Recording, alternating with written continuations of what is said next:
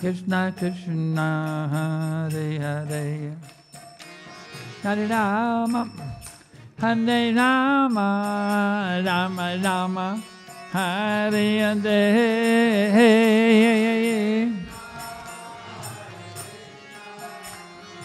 Chant. Hare Rama, Hare Rama, Rama Rama, Hare Hare. Gaura Premanandi.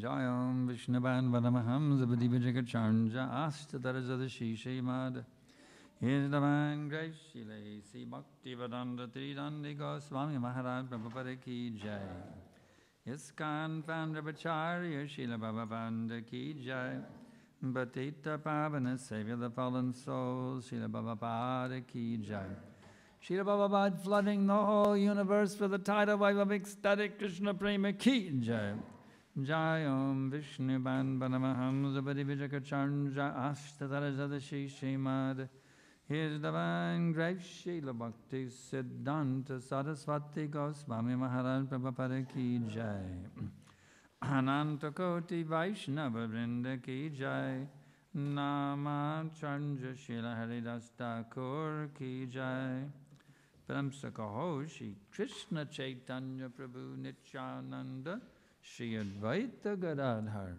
Shri Vasadi Gaura Bhaktivinoda Ki Jai, Shri Shri Radha Krishna Gopi Gopinath Shamakund Radhakund Giri Govardhan Ki Jai, Vrindavan Dham Ki Jai, Mayapur Dham Ki Jai, Navadip Dham Ki Jai, Jagannath Puri Dham Ki Jai, Ganga Mai Ki Jai, Jamana Mai Ki Jai, Bhakti Devi Ki Jai, Tasi Devi Ki Jai, Samaveta Bhakta Vrinda Ki Jai, Guru Premananda.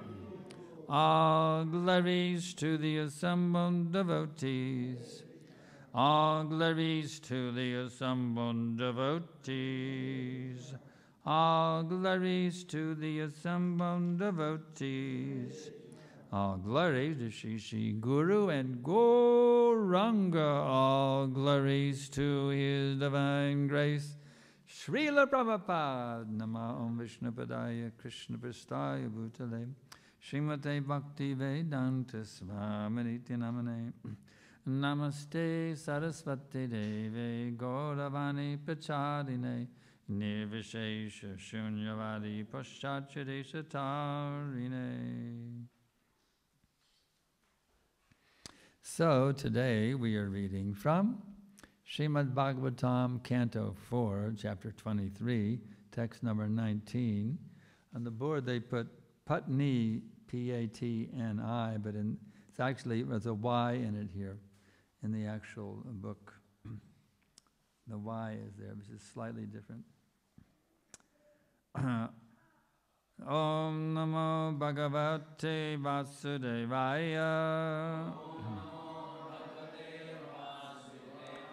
Om Namo Bhagavate Vasudevaya. Om Namo Bhagavate Vasudevaya.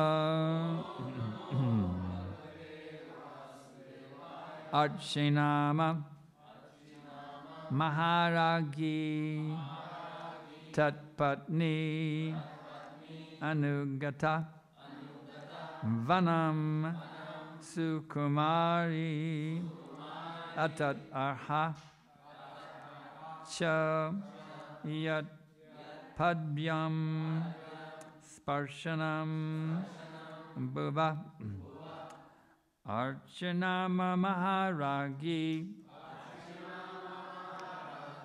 Tatpatnyanugatavanam Sukumaryattadarhacha Yatpadhyam sparshanam bhava Archanama maharagi Tatpatnyanugatavanam Sukarma yattadarhacha Yatpadyam sparshanam bhava.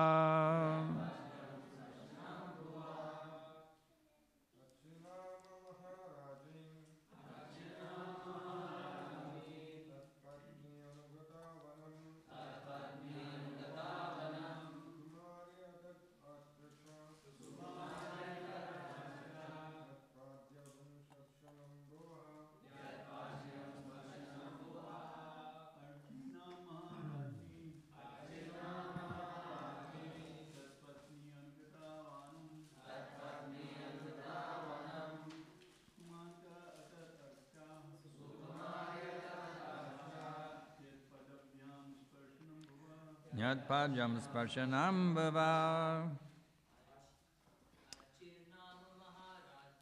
Archanama maharagi Tatpatnyanugatavanam Sukarma yattadarhacha Yatpadyam sparshanam bhava Archanama maharagi Tatmatnyanugatavanam Sukarma yattadarhacha Yatpurnam sparshanam bhavaha. Ladies, Archanama maharagi Tatpatnyanugatavanam Sukarmya yattadarhacha Panam smarshanam bhava. Any other ladies? Archanama maharagi Tatpatnyanugatavanam Sukarmadhyatadarhacha Yatpadyam sparshanam bhavaha Archanama maharagi Tatpatnyanugatavanam Sukarmadhyatadarhacha Yatpadyam sparshanam bhavaha Archanama maharagi Tatpatnyanugatavanam Sukarmyatadarhacha Yatpadyam sparshanam bhava. Archinama of the name Archi. Maharagi, the queen. Tatpatni, the wife of Maharaj Prithu. Anugata, who followed her husband. Vanam, in the forest. Sukumari, very delicate body. Atat arha, who did not deserve. Cha, also. Yat padbyam, by the touch of whose feet. Sparshanam, touching. Bhuva, on the earth. Translation and purport by His Divine Grace, Srila Prabhupada. The queen, the wife of Prithu Maharaj, whose name was Archi, followed her husband into the forest.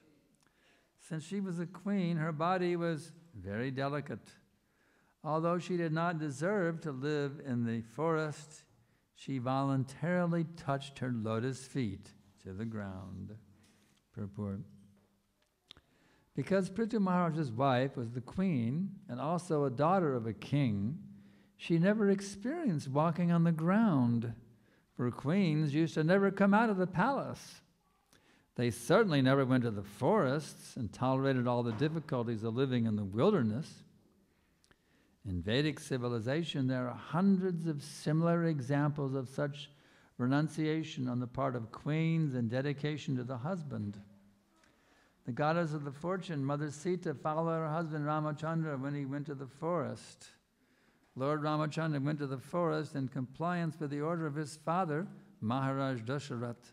But Mother Sita was not so ordered. Nonetheless, she voluntarily accepted the path of her husband.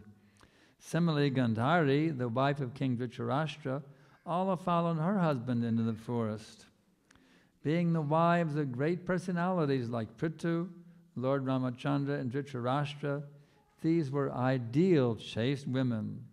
Such queens also instructed the general people by showing them how to become a chaste wife and follow the husband in every stage of life.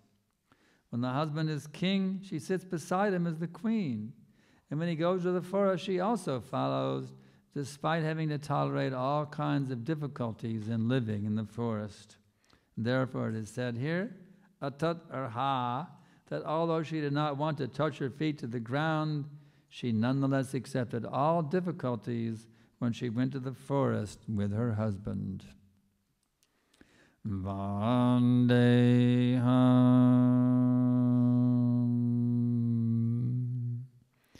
Shri Guru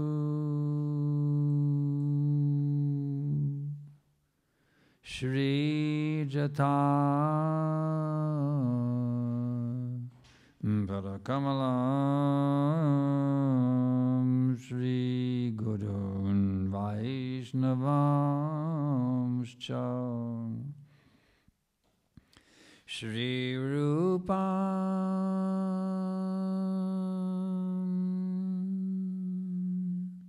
Sagrajatam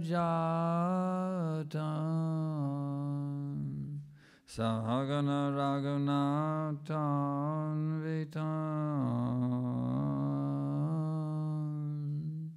Tam Sajivam Sadaitam Savadutam Parijana Saitam Krishna Chaitanya Devam Shri Radha Krishna Padan Sagana Lalita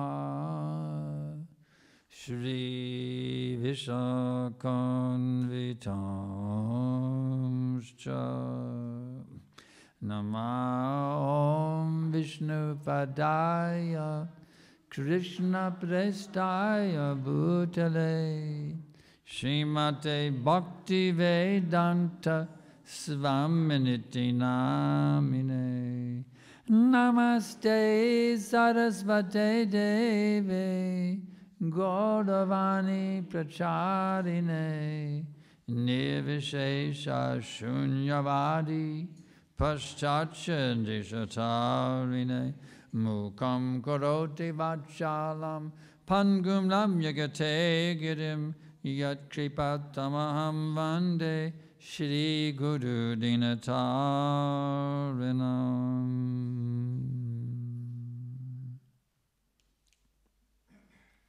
So we see in the Vedic culture these amazing wives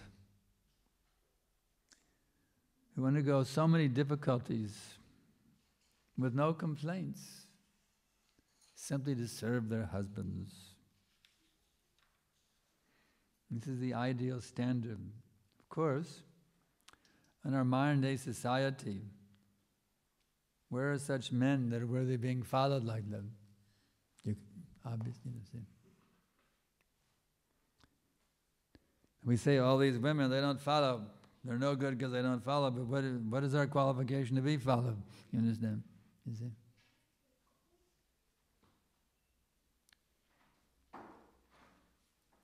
But I see in the case of my wife, amazing. Can you imagine a 71-year-old woman circling the globe twice a year? 71-year-old woman. Amazing. My disciples call her Guru Mata, a very suitable word for her, because she's very, very dedicated wife. Very, very dedicated. She could live, we have a nice house in Austin. She could live very comfortably in the house. I have disciples there who take care of her when I'm gone, help her buy groceries, whatever. But yet she voluntarily comes with me all over the world. So many places we go. So many austerities she does. This is a very good example of a dedicated wife, Guru Mataji. Prabhupada emphasized the importance of this, of having peaceful marriages.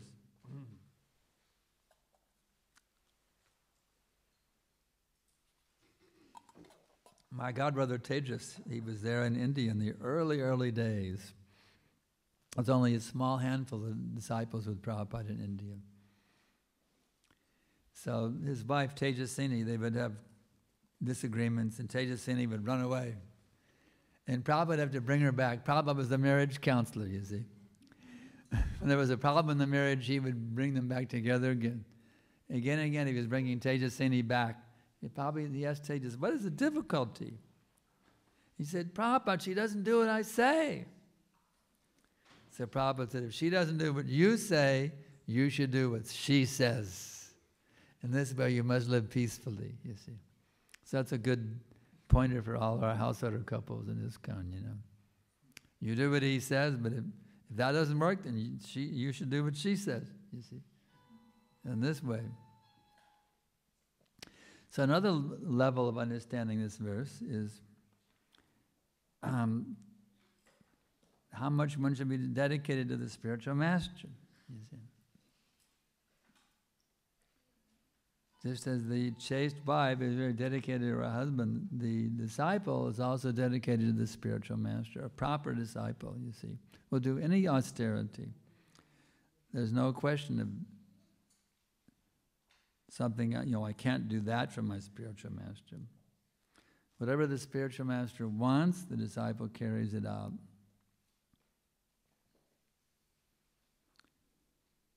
We see so many, actually I've been here for almost half a century now, and the number of devotees have left, it's just shocking, you see. I got initiated with 2 boys. 3 of us sat together and took initiation from Prabhupada. Those 2 boys left years ago. Each one of them lasted maybe 1 or 2 years, and they were maybe 3 years, and they were gone, finished, you see. So we see this difficulty. We don't know in this Kali Yuga how to be dedicated, you see. We don't know how to be dedicated. We're so much into serving our rascal minds, serving our senses. We don't know what it means to be dedicated, you see. If you want to actually realize God, you have to be a dedicated soul. You can't be flippant. Here today, gone tomorrow. You have to be willing to stick it out through thick and thin in all situations, the good, the bad, the beautiful, the ugly, happiness and distress, taking all of it. Whatever comes, I must accept it. Because I've taken this vow to be dedicated to my spiritual master. No matter what happens, I will never give up that vow, you see. This is very much unknown in this age of Kali, be dedicated to a vow. How many marriages end in divorce, even though they take the vow to have and to hold until death do us part? But how many people break that vow? It's maybe, 80%? I mean, it's humongous how much people don't know how to keep vows in this age, you see. They don't know how to keep a vow. It's a very, very degraded situation now in the Kali Yuga. Honesty is the last thing, you see, that's left. But honesty now is finished. The leaders are lying politicians. So when the leaders are liars, you see. They also say lawyer means liar, professional liar, who's very good at lying. And they hire them. I hire you, a professional liar, to lie for me. You see. So it's an age, a very, very disturbing age. So in this Krishna consciousness movement, we want to bring back that the whole principle of being dedicated, taking the vow and sticking to it. It really pays off. It really pays off. I think about all my godbrothers who left. I pity them. By sticking with it for 48 years, that you really gain something when you stick it out for 48 years. It really, if you stay with this process, you take your initiation vows very seriously. You never deviate through all kinds of circumstances, the good, the bad, the beautiful, the ugly, the horrible, the beautiful. Doesn't matter, you stick to your vow. And the magic happens, you see. Krishna wants to see how much you're dedicated to serving in all kinds of situations, you see. So when you show Krishna you're dedicated in every situation, you'll never give up your service to Guru and Krishna in any situation. Lord Chaitanya showers special blessings upon you. As Prabhupada one time said, like torrents of rain in the monsoon season of India, you see. So we have to be very, very dedicated to our spiritual masters, to our vows, to never give up chanting at least 16 rounds daily, following the 4 regulative principles.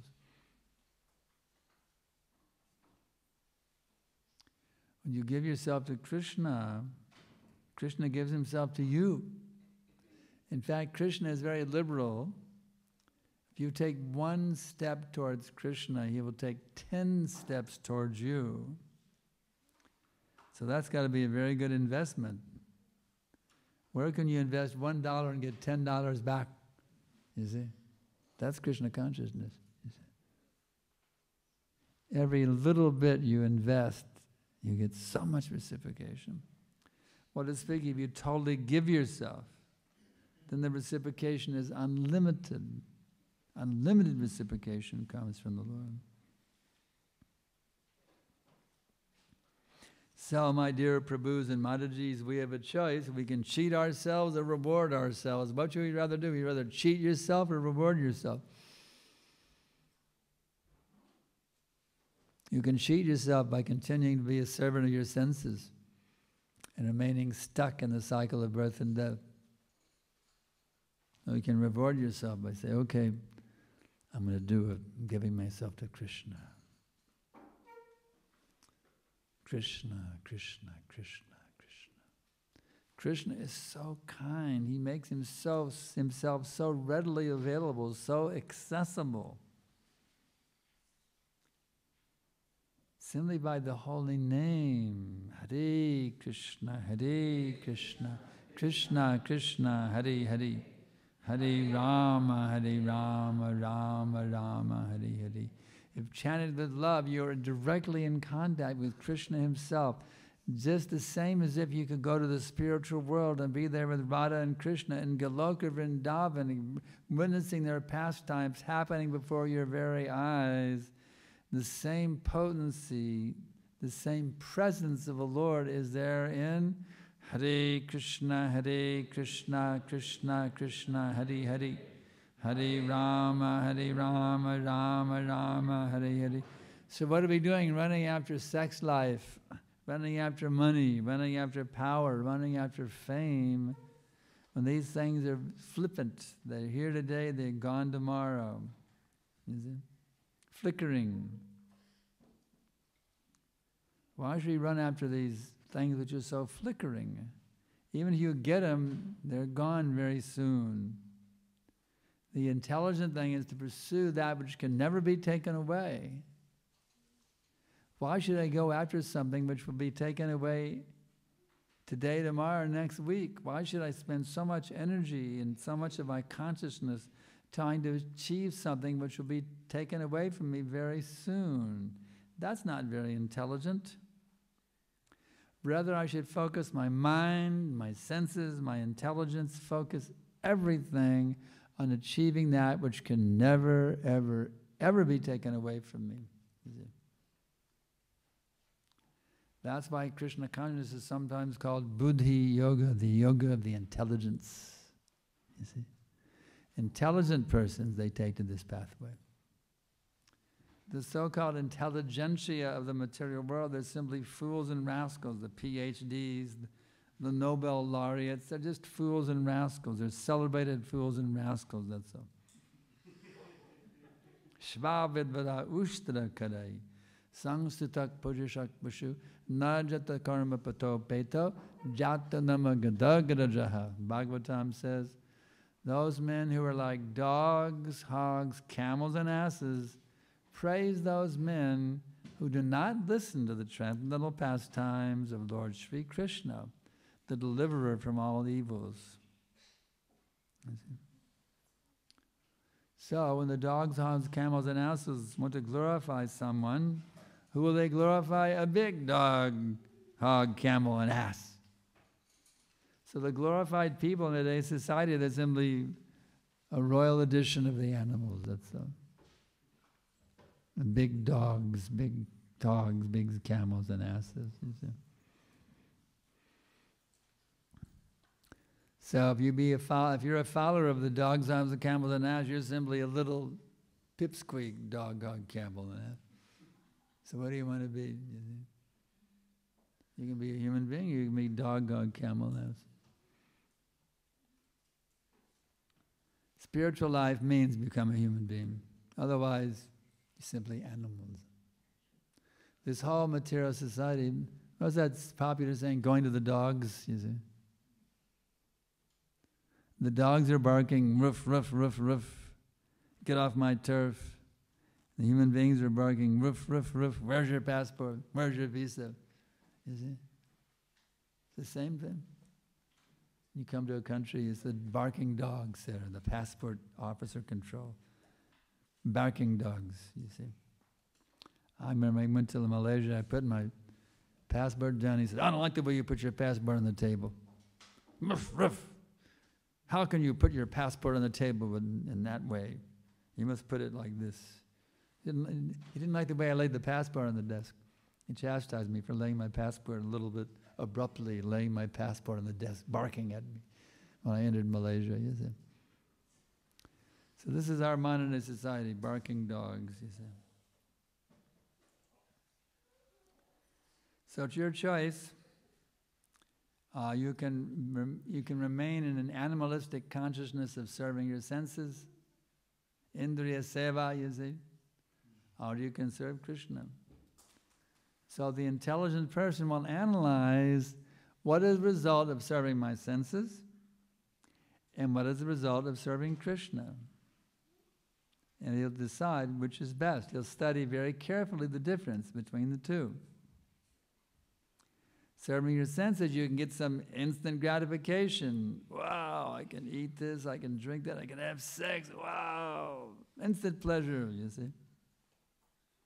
But what is the result? Old age, disease, and death. You see? Or, instead of indulging your senses in sense gratification, you can absorb your senses in Krishna. The wonderful name of Krishna, you can vibrate the name of Krishna with your tongue, you can hear the name Krishna with your ears, you can see the beautiful form of Krishna, Nitai Gaurachandra, Nitai Chaitanya, you can see them. You can meditate on the spiritual master, you can meditate on the Vedic wisdom, you can meditate on the Vaishnavas, serving them with love. You can do that also with your senses and see the result is of that. The result of that is you achieve eternity, knowledge, and bliss. When you leave your present body, you don't take another material body, you end up in the spiritual world in an eternal form which never gets sick, never gets old, and never dies. So they say, oh, that's just some religious hype. It's not really true. There really is no God. It's just a bunch of, hype to convince you to join their organization. That's what the atheists say.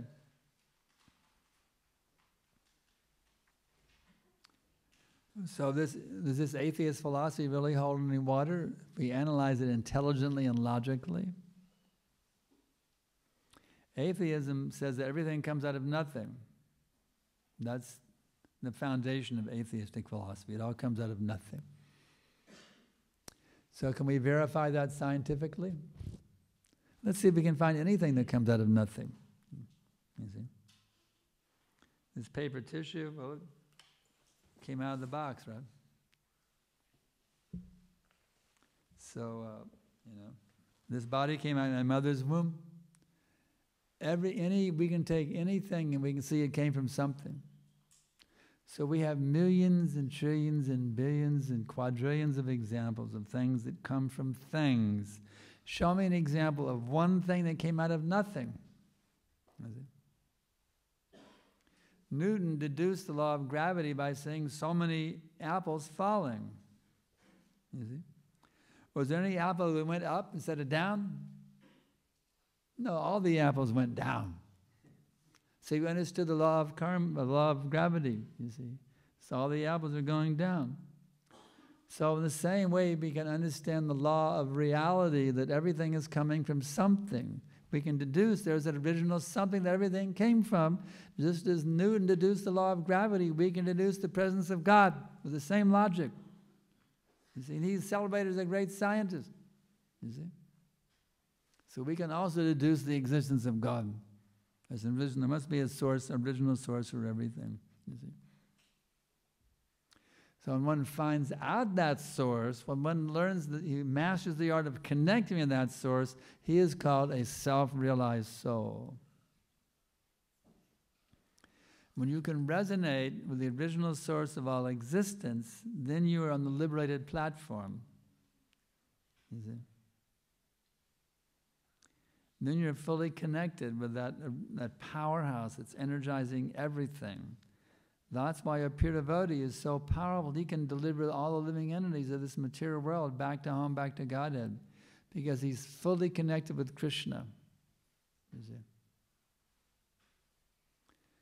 So one has a choice. You can serve your senses. You think it's a good deal. Or you can get out of that quagmire of sense gratification and regain your original nature as an eternally liberated spiritual being, as one of the associates of the Supreme Personality of God in His divine pastimes. You can do one or the other. If you want to stay out of the pastimes, you want to stay in the prison of this material existence, you can do that. Love is voluntary. Some say, well, if God's so wonderful, why doesn't He just bring us back to His kingdom right now? Because we don't want to go back, that's why. Krishna is willing to take us all back into His Leelas right now, you see. The trouble is we don't want to go. We have this independence idiocy of wanting to remain separate, you see. As soon as you're free of that desire to want to remain separate from the Lord, want to enjoy separately from the Lord, as soon as you can kick that out, immediately Krishna will take you back, you see. Immediately. A liberated soul, even in his material body, can be, and within his heart, be connected with Krishna in his original form. Liberated soul.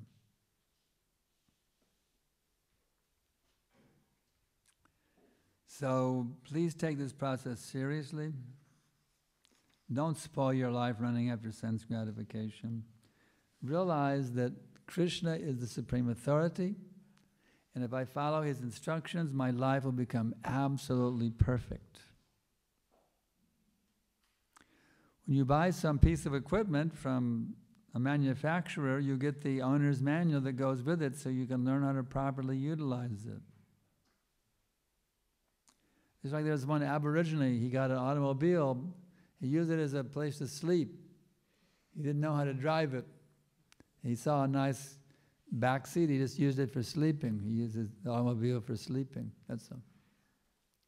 He didn't realize you can get in, you can drive around, go faster than walking or running, you see. A place to sleep. you see. So one should utilize the owner's manual to properly get advantage of the product. So you've been awarded a human body, and the owner's manual is the Vedic wisdom. You see? So why throw away the owner's manual and speculate on how to utilize the human form like the 99.9999% of the human society is doing? Fools and rascals, idiots they are, you see. They don't accept the owner's manual that tells how to properly utilize the human form. Therefore, they're wasting it, they're spoiling it.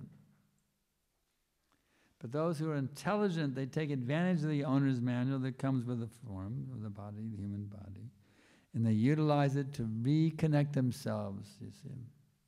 Rishikesha Rishikena Sevanam. They utilize it to reconnect with Krishna by engaging their senses in the service of the master of the senses, you see.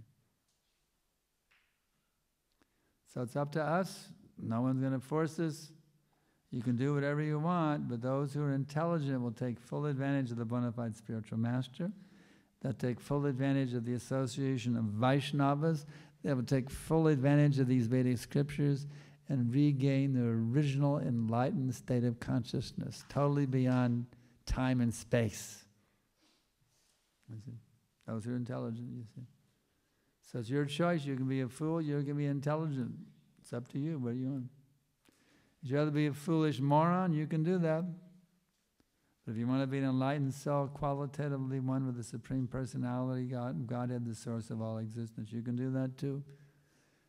You get what you want. You get what you go for. So if you're intelligent, you will go for Krishna consciousness, Krishna bhakti. So are there any questions? I can try to answer them.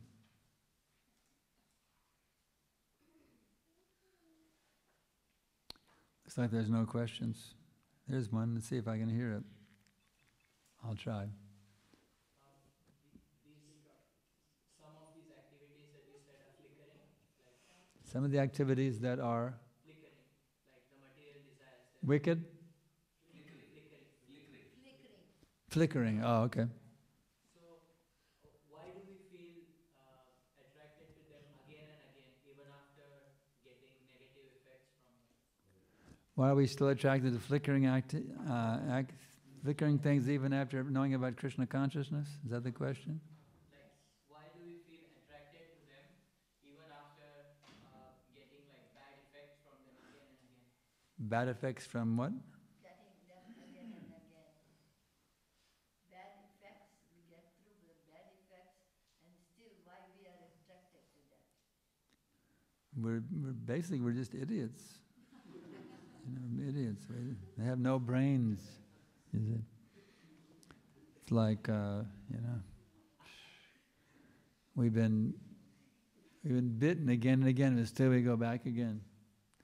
It's less intelligent. What is it? We have cow dung brains. Papa one time said. I'm not very intelligent. We need to get some intelligence by taking short of the bona fide spiritual master, getting initiated, strictly following the vows, of avoiding all kinds of sinful activities, chanting Hare Krishna, studying Prabhupada's books regularly.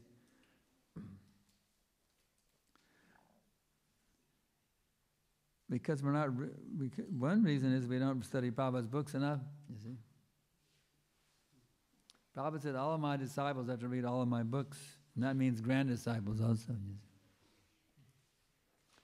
So I should be able to go around the room and say, which of Prabhupada's books are you reading right now? You see? Yeah, we should all spend our whole life reading Prabhupada's books again and again, you see. Which one are you reading? Well, I'm reading the Gita, I'm reading Nectar Devotion, I'm reading Teachings of Lord Chaitanya, I'm in the 5th canto of the Bhagavatam right now. We should be able to go around the room and say, which book are you reading right now? Which one are you on, you see? Every devotee should be going through all the books again and again. His whole life is reading through all the books, all of Prabhupada's books again and again and again. If we don't do that, then we may be foolish enough to keep going after the things which cause us distress. But one who can regularly studying Prabhupada's books by going to classes and his own personal readings, that person is called Shastra Chaksus, one who sees through the eyes of the scriptures, you see. That person will not be misled, you see. Who's always seeing, just like some of you are wearing glasses, you see. Without the glasses, things are blurry, right? So these are our glasses. Prabhupada's books are our glasses. Otherwise, everything's blurry out there. We're not seeing it correctly. Unless you're seeing through the eyes of these books, you have a distorted vision of reality. I'll tell you right now. You're not seeing things as they are unless you're seeing through the eyes of these books. You see?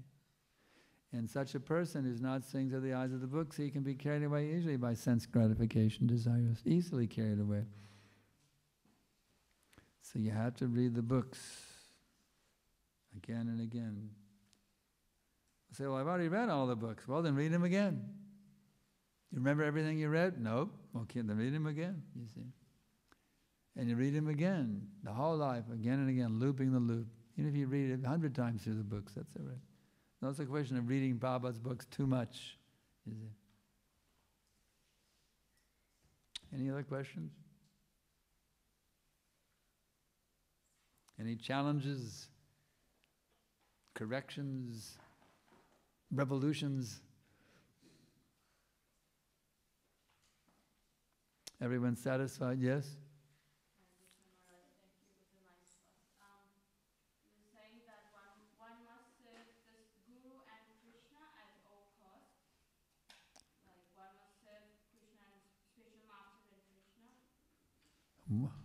Go ahead, finish the question. My wife will help me understand. So my question is like, what's the limit of doing that? How far can we go? And it might be like against our own desire as well. So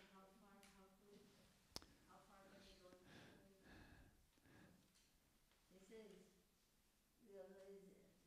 It is emphasized that one should serve Guru and Krishna.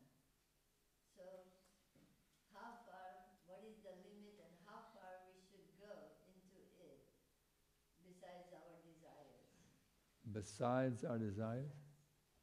You should make that your only desire. I have no desire to serve Guru and Krishna. That's pure bhakti. Otherwise, you're staying in material consciousness. You're keeping yourself caught up. You want to go back to Godhead and you leave your body? If you have other desires, you will take birth again to fill those desires. It's only when you have one desire only, that's to please Guru and Krishna, only then you're qualified to go back to Godhead. You see? You have to be free. If you have any material desires, you will take birth again to satisfy them. So you've got to kick them out. Weed them out. Weed those desires out of the heart, you see. No desire except to serve Krishna, Guru and Krishna. That's my only business. Everything else, kick it out with boot. So I would inquire, what is our desire besides going back home, back to Godhead? Well, a little this, a little that. Give me a little this, a little that. So many desires they have. Little sex pleasure, a little this pleasure, a little that pleasure.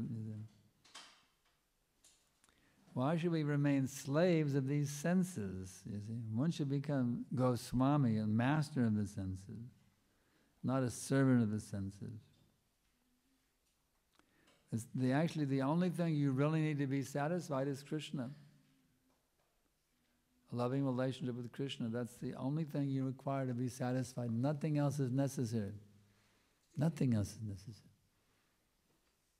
What does Lord Chaitanya say? I know no one but Krishna as my Lord, and he shall remain so even if he handles me roughly by his embrace or leaves me brokenhearted by not being present before me. He is my worshipful Lord unconditionally.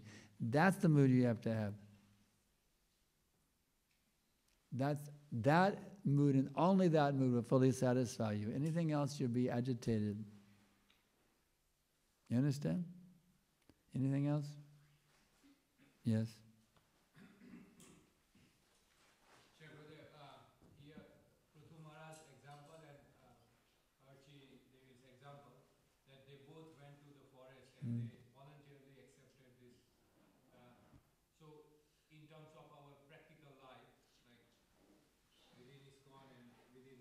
spiritual practice, Hmm? how we can put this in practice in current age and time, like as a husband. That means that every minute you have to be hankering for pure devotional service. And constantly in that mood of giving your heart to Krishna. Not that you have to go to the forest, but you have to fully absorb yourself in pleasing Krishna. My dear Lord Krishna, please bless me, that my every thought, my every word, my every deed, in every situation may be totally pleasing to you. That's the mood you have to cultivate. As neophytes, we're far away from that, very, very, very far away from that, but we have to understand that's where we need to be, and we have to beg for it, and there's even a special mantra you can chant to get that. You know that mantra? Hare Krishna, Krishna Krishna, Hare Hare, Hare Rama, Rama Rama, Hare. Begging, begging, begging to come to that perfection of consciousness. For I have no desire except to please my beloved Lord Krishna and my beloved Guru Maharaj. You see? Does that help? Anything else? Yes. So there you're talking that a chaste wife follows her husband. Yes. So at times, there is conflict in terms of devotional service between husband and wife. So what should a wife do? It just gets very difficult then. So how the wife should? Can you help me understand this? So, Gurudev was saying a chaste wife follows the husband.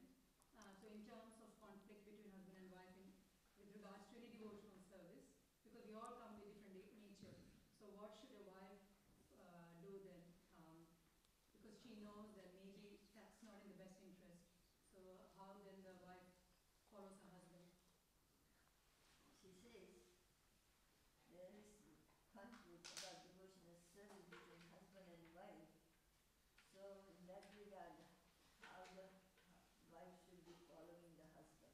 And you say conflict. There's some noise when you distract. What was it? It's a conflict. When there's a conflict? Husband may want to do it the other way, wife may want to do it the other way. There is a conflict. So How do you resolve the conflicts in a way that's Krishna conscious? Yes. So how the Well, you have to be sincere, basically. If you're sincerely trying to be Krishna's pure devotee, he will give you the intelligence. Maybe your husband's wrong and you really have to take a strong position and correct him, you see. Or maybe you're wrong and he has to correct you. So how do you know which is which? That's the question. Sincerity is the key. You have to be sincere about being Krishna's pure devotee, and then Krishna within your heart will enlighten you whether you should be taking the correction for him or giving the correction to him. It's your own sincerity, your own purity, you see. That's the key.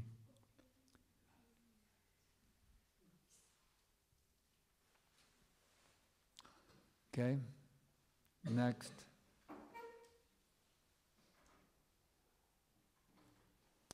Is that it? That's it. Okay, one more. Two more. But no, okay. It's hard enough to control your own thoughts. How can you be expected to control someone else's? What was it? he says that It's hard enough to control your own thoughts. okay. How do you control your thoughts? That you can control someone else's when you're in a partnership. He's saying that it's hard enough to control one's own faults. Faults? Yes, one's own faults. Us, or we can say whatever. But then how we can control others' faults with their own determination. That's like saying, well, how can you be a spiritual master? How to be a teacher? It's like the spiritual master has to deal with his own mind, and bring it under control. Really, here's what it boils down to. To whatever extent one is actually expert at bringing his own mind under control, to that extent he'll be powered to teach others how to do the same. If the teacher is not really qualified, can't even control his own mind and senses, he can't train anybody how to control. Just like the teachers nowadays, they're all just, carried away by sense gratification. They're not qualified to teach anybody how to control their senses because they can't control their senses. Here's a very good example. Prabhupada, there's a verse in the Upadeshamrita, one who can conquer mind, words, tongue, belly, and genitals can make disciples all over the world. And it's interesting to note, Prabhupada also translated it like this. He said, one who controls mind, words, anger, tongue, belly, and genitals can make the whole world his disciples. Wow, that's an amazing way of looking at it. So it really boils down to this. To whatever extent you have mastered your own senses, to that extent you'll be empowered to teach others to do the same thing. You see? To whatever extent you have brought your mind completely under control, your anger, your words, your tongue, your belly, and your genitals, to whatever extent you have those completely absorbed in serving Krishna in every time, in every place, in every situation, to whatever extent you've mastered that art, to that extent you are empowered to train others to do the same thing. So if you're only slightly able to control those things, you may have a little bit of ability to slightly help others, but not much, you see. But if you've fully mastered this art, you see. Just like another example, Prabhupada said that one who chants the holy name of the Lord without offense, by his influence, the whole world will start chanting Hare Krishna. You see. Prabhupada said, one who can chant the holy name without totally free from all offenses, he is Jagad Guru, and under his influence the whole world will chant Hare Krishna. So again, that's another example, you see. It depends on one's own personal qualifications, how much he has actually mastered his own senses, how much he is able to keep his mind always absorbed in pleasing Krishna in every situation. He's always thinking, yes, this is how I must think to please my beloved Krishna. This is how I must speak in this situation to please my beloved Krishna. This is how I must act in this particular situation to please my beloved Krishna. Who has mastered the art of pleasing Krishna, that person who can actually train thousands and even millions of people how to perfectly control themselves. You see. The trouble is we're not there yet. We're still serving our senses. We get angry, we get lusty, we get greedy, we get lazy. We're still carried away by all these qualities of the Kali Yuga. That's the difficulty. We're neophyte devotees. We're not very advanced, you see. Therefore, how much influence we have. If we were pure devotees, we could attract the whole world. How many people live in Melbourne? What percentage come to this temple? You see, we'd have to get a huge auditorium. Just like we were in Kuala Lumpur, we were staying near a huge soccer stadium, you see.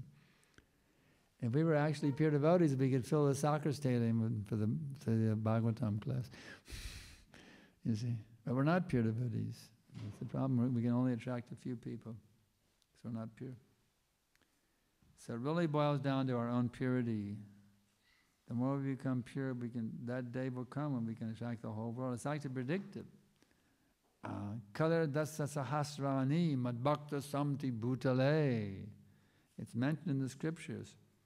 There will be a time in the future, there's a 10,000-year period after Lord Chaitanya's advent, in which madbhakta samti bhutale, the whole world will become filled up with devotees. So that day will come down the road in the future when our preachers are so pure and so powerful in their pure devotion that they will attract the whole world to join this movement. That day will come in the future. We hope it comes soon. Krishna, please let it come soon. So anything else? You had another one? In my answer that you gave me, you were saying, just make it your sincere desire to serve Krishna alone. That's right. Kick out all the other desires. Kick them out. I don't see how it's going to be happening in one lifetime, Huh? I don't see the possibility of that happening in one's lifetime. What's she saying? She says she does not see the possibility of doing that. You think Maya is more powerful than Krishna? I mean, how do we do it? How can we do it? Hmm? How can we keep it up? She said, how can we keep it out? Well, let me ask you this. Do you desire to kick that out or not? Do you desire to become free from all material desires or not? That's my first question. If you don't desire, then there's no hope. But if you understand this is for your benefit and you want to kick out all material desires, then there's hope. Do you want to do it or not? That's the first question. If you don't want to do it, then forget it. I can't help you at all. But if you want to do it, I can train you how to do it. But do you want to do it or not? That's my question. You want to get rid of all material desires and become a pure devotee or not? Yes or no? Give me your answer right now. Yes or no? See, you're not qualified. You're not even sure you want to become free from material desires. You see, you're not qualified. You're not. You remain in this material existence because you're not even sure you want to be a pure devotee of Krishna. You see. When you're convinced you want to be a pure devotee, then come to me and I'll train you how to be a pure devotee. Until then, good luck. You're going to suffer in the modes of material nature until then. You're being tossed on the waves of the modes. That's your position right now. You're being tossed on the waves of the modes of material nature because you're not even sure you want to surrender to Krishna. You're putting tilak on the nose, but you haven't put tilak in your heart yet. You see? That's your problem. You have tilak on the nose, but you don't have tilak on your heart. You need to put tilak on your heart now too, that from now on, my business is only to please my beloved Krishna, nothing else, you see. When you're ready for that point, I'll teach you how to be the pure devotee of Krishna. But until then, I can't help you at all, I'm sorry. Anything else? Okay, all right. So if you said before, if you make one step toward Krishna, he'll make 10 toward That's correct. So on the last person's question, why doesn't that happen? Why doesn't that happen? It does happen. If you make it, it does happen. Krishna does reciprocate more than we give to him, as a fact. He is doing it right now for each of us. He's giving us more mercy than we really deserve. It's happening to you right now. You're getting more mercy than you really deserve. It's happening to me too. I'm getting more mercy than I deserve. He does. Krishna is doing it. He's doing it for each of us right now. It's a fact. He's giving us much more than we really deserve. Yeah. Yeah. We don't have a vision to see how Krishna is reciprocating with us. Even if we don't come, he is reciprocating. Even if there is a non-devotee, Krishna is reciprocating. But we don't have a vision to see it. That's the problem. Yeah. But without vision, then you can't see. Pardon me? But without vision, whether it be mental, That we have to spiritual thought, appreciate. When you then how do appreciate, you get it? If when I we think of Krishna to show himself or to show when my we life, appreciate the little that comes to us, then we can have a wider vision to see what is happening. Yeah, the more we can appreciate his mercy, the more we'll actually be aware of it. unfortunately, human nature doesn't seem to go that way. What's he saying? Unfortunately, human nature doesn't seem to go that direction. Yeah, that's our conditioned nature. Our human, that's right. Our human nature is the covering of our actual spiritual nature. Our present-day modern human nature is materialistic. That's a fact. Human nature now is materialistic in the modern-day society, but the original human nature is pure, but it's covered by the modes of material nature right now. They always say human nature is fallacious, right? That's a common thing, but that's not the original human nature. That's a covered version of the human nature. The original nature of the living entity is to be a pure lover of God. That's his original nature.